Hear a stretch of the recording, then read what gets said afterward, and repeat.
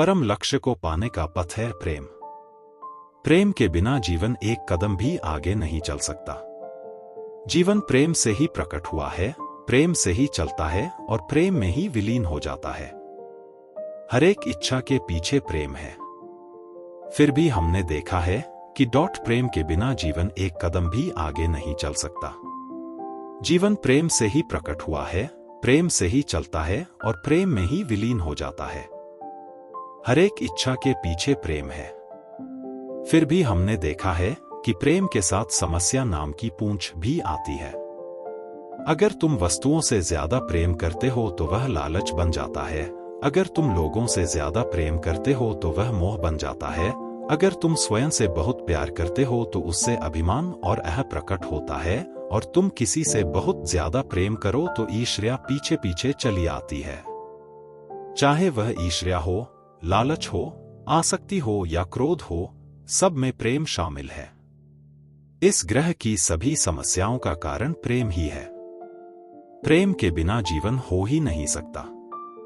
मकड़ी खुद अपना जाल बुनती है और उसी में फंस जाती है, फिर भी जाल के बगैर मकड़ी का होना नामुमकिन है। मानव जीवन भी ठीक ऐसी ही स्थिति में है। प्रेम के बिना उसका अस्तित्व नहीं हो सकता। प्रेम तुम्हारी आजादी और मानव जीवन के स्वच्छंद रहने की मूलभूत प्रकृति को छीन लेता है। इसलिए तुम्हें ऐसे प्रेम की तलाश है जो तुमसे तुम्हारी आजादी न छीने। वह प्रेम जो तुम्हें सब दोषों के परे देखे और जीवन के निर्मल सार का समर्थन करे। ऐसे प्रेम को भक्ति या दिव्य प्रेम कहते हैं। वह तुम्हें कैसे मिले? ऐसे प्रेम को लेकर कौन जिया है? इन सब सवालों के जवाब पाने की खोज से ही आध्यात्मिक यात्रा प्रारंभ होती है।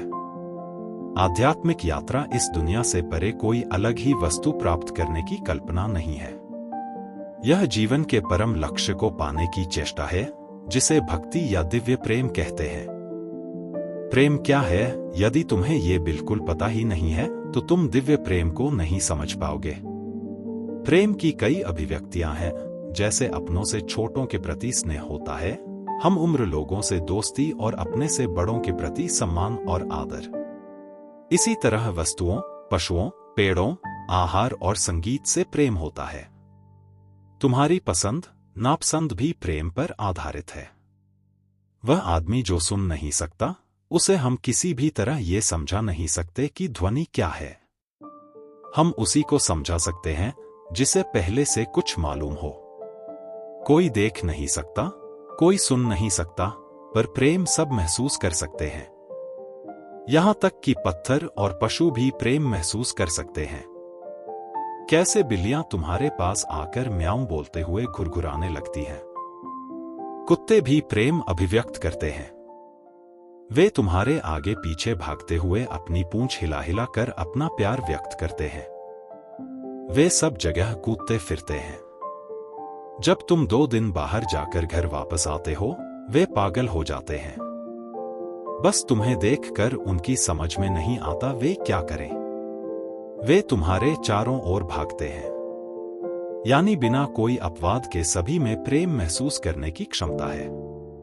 तुम जीवन में प्रेम से बच नहीं सकते। प्रेम अटल और अमर है। प्रेम हो जाना और प्रेम टूट जाना बहुत आसान है।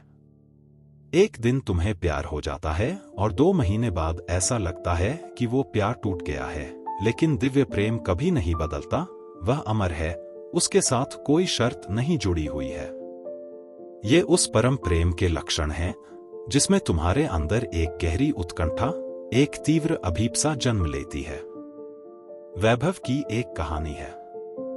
वह एक लड़की से प्रेम करता था, पर शादी उसने किसी और से की। किसी ने पूछा, मुझे लगा तुम किसी और से प्रेम करते थे। वैभव ने कहा, हाँ, पर मुझे उससे शादी नहीं करनी है, नहीं तो मेरा प्रेम गायब हो जाएगा। हम प्रेम करते हैं और प्रेम तोड़ते हैं, क्योंकि हमें परम प्रेम के बारे में, भक्ति के बारे में मालूम नहीं है। केवल भक्ति द्वारा ही पूर्णता मिलती है। पूर्णता के 3 स्तर हैं। कर्मों में पूर्णता, तुम्हारी वाणी में पूर्णता और तुम्हारे मन में तुम्हारे अस्तित्व की पूर्णता। कई लोग कर्म में उत्तम होते हैं, पर जरूरी नहीं कि उनकी भावना, उनकी वाणी अच्छी हो। कुछ लोगों की भावना अच्छी होती है पर कर्म सही नहीं होते।